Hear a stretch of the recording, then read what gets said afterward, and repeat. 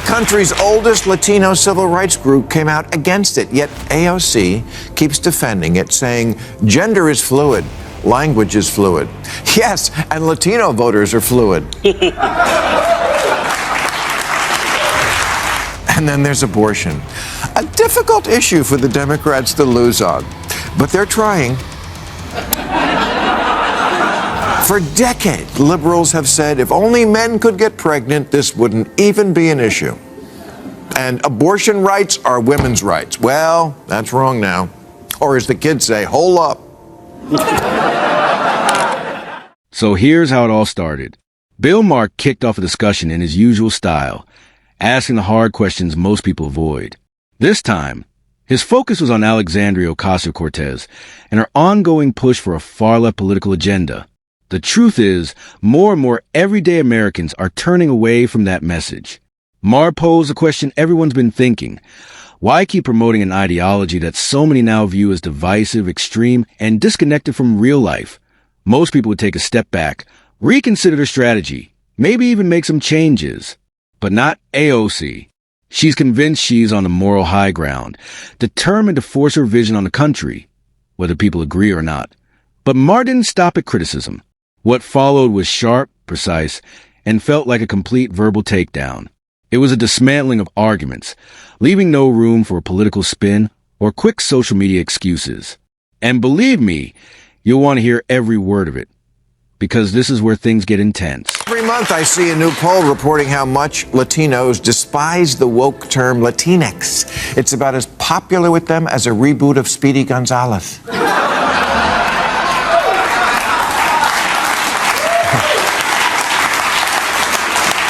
Even the country's oldest Latino civil rights group came out against it, yet AOC keeps defending it, saying gender is fluid, language is fluid. Yes, and Latino voters are fluid. This issue has become the hill Democrats are choosing to die on, the inability to define what a woman is. Just 10 years ago, this wasn't even a topic of debate. Everyone understood that a woman is someone who menstruates, can get pregnant, and give birth. That was basic biology, not politics. Then came the progressive shift. Suddenly, gender became fluid. Men could identify as women, and anyone who questioned it was labeled intolerant or hateful. But Americans didn't stay silent. They asked genuine questions, and were met with lectures, cancellations, and arrogant dismissals from elites in blue states. While the left doubled down on redefining words and ideas, much of the country quietly walked away. The result? One of the worst electoral losses the Democratic Party has faced in years. Not because voters were bigoted, but because they were tired of being told that accepting reality made them offensive. Democrats didn't just lose votes. They lost the public's trust. And then there's abortion, a difficult issue for the Democrats to lose on, but they're trying. For decades, liberals have said if only men could get pregnant, this wouldn't even be an issue. And abortion rights are women's rights. Well, that's wrong now. Or as the kids say, hold up. When the wokey end of the progressive spectrum talks about abortion now, they shy away from that word, women, and prefer terms like birthing people or people who menstruate, because somewhere there's a trans man who's pregnant, and I say good for him, and I'll be looking for his story somewhere in a future issue of Ripley's Believe It or Not. And this is exactly what happens when politicians keep pushing people into a corner. Eventually, the people push back, and in ways no one expects. AOC and her allies strutted through deep blue states as if they were politically untouchable. They acted like no policy was too extreme, and no voter would dare question them. But that arrogance backfired. What they didn't notice was a quiet rebellion brewing beneath the surface. Longtime supporters began switching sides. Fast. Practically overnight, voters who once stood firmly behind them started voting Republican, the very group AOC had spent years attacking. This wasn't a small shift. It was a wave strong enough to shake what used to be safe Democratic territories. So now the big question is this. Is this just a temporary setback for AOC or the start of a political earthquake that could undo everything she's built? Stick around, because Maher's next words might answer that. And more of them now than ever are identifying as Republican. So are Asian Americans, whose support for Democrats is down 16 points since the last election. A lot of that is because, in the name of achieving equity in schools, Democrats in deep blue cities have made it a mission to eliminate the advanced programs at which Asian kids excel. Asian parents said, okay, I wish all kids well, not a racist, but I need someone who acts like my lawyer. Now, if you've been wondering why Maher keeps saying my lawyer and their lawyer, don't get confused. He's not talking about an actual courtroom. It's political theater. What he really means is that voters expect their elected leaders to act like their representatives, their advocates, their defenders. But here's the problem. AOC and her progressive allies haven't been standing up for the people. Instead, they've been arguing against them, lecturing, posturing, and pushing policies that make voters wonder whose side they're really on. Maher broke it down like a legal case, step by step, point by point. He exposed a widening gap between what voters actually want and what these so-called representatives are delivering. The irony? AOC talks as if she's defending the underdog, but in the court of public opinion, she's starting to look like the one being judged. And when Maher delivers his closing argument, it's anything but gentle. Last week, an 85% Latino congressional district on the border with Mexico, which had always voted heavily Democratic, flipped to the red team. And the campaign manager for the losing Democrat said, "We gave up a reliably Democratic congressional seat for no reason at all. We deserve to know why." Well, aside from your terrible attitude, I'm going to tell you why. Because these voters stopped seeing your candidate as their lawyer. And it's not just Latino voters AOC and her allies have alienated. They've also caused real damage to something far more important, our education system. And now we're seeing the results. A few years ago, backed by the Biden administration and cheered on by the far left, new rules made it harder to remove ineffective teachers. Sounds nice on paper, but in reality, it left school leaders powerless. The outcome? Students suffered.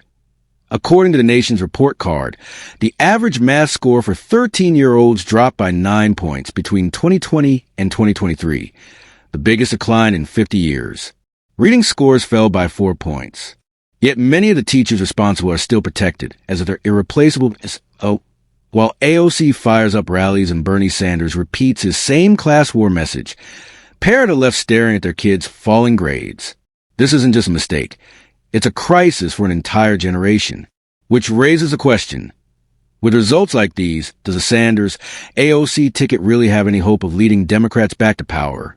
Or are they steering the party straight toward both academic and political disaster? You're a parent and wanted schools to reopen a lot sooner than they did after COVID shutdowns, or think maybe your kid is getting a bad education partly because it's nearly impossible to fire a lousy teacher? Yeah, you're going to say, congratulations, teachers, you got yourself a good lawyer. The Democratic Party's always got your back, 100%. But I've noticed my kid is kind of an idiot. So I may be looking for new representation. Sometimes, when you look back at some of the Democrats' failed policies, it's almost hard not to laugh. And these weren't small slip-ups. They were full-blown disasters. Take the defund the police movement. That collapsed fast once crime began skyrocketing in major cities. Even its early supporters quietly backed away. Or the Cancel Rant campaign. It sounded great in college dorms, but crumbled when faced with real-world economics. And then there's a push to eliminate standardized testing, because apparently expecting accountability is now oppressive. As Maher joked, it's like Democrats are playing a game called How to Lose a Middle in 10 Easy Steps, and they're somehow winning that game by failing. The crazy part? Despite all these mistakes, they still think they deserve another shot at running the country. It's political theater at its finest.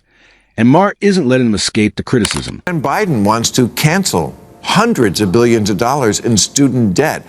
Okay, but the poorer 2/3 of American kids who don't get a college degree are going to say, why should the people who didn't go to college and make less money subsidize the people who did go and make more? You want me to chip in so some liberal arts college can build a bigger rock wall? You're not my lawyer.